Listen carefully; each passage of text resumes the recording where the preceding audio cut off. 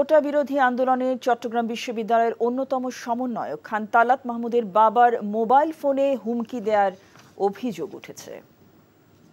আমার বাসায় একটা ফোন কল যায় অজ্ঞাত একটা নাম্বার থেকে। তো আমার বাসায় ফোন কল দিয়ে বলা হয় যে আপনার ছেলে আন্দোলন করছে, কোটা আন্দোলন করছে চট্টগ্রাম বিশ্ববিদ্যালয় থেকে।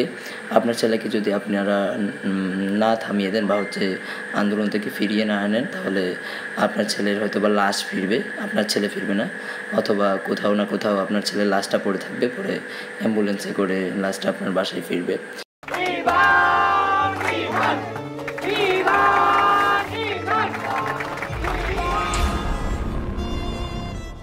তুমি নিজের জীবনটা শেষ করলে, সাথে আমারটাও শেষ করে দিয়ে গেলে।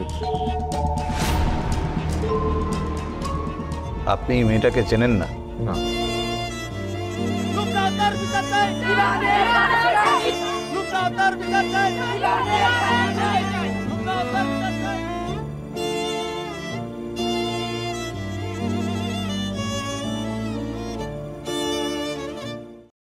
এখন জন্ম সনদ দিয়ে খোলো বিকাশ স্টুডেন্ট অ্যাকাউন্ট।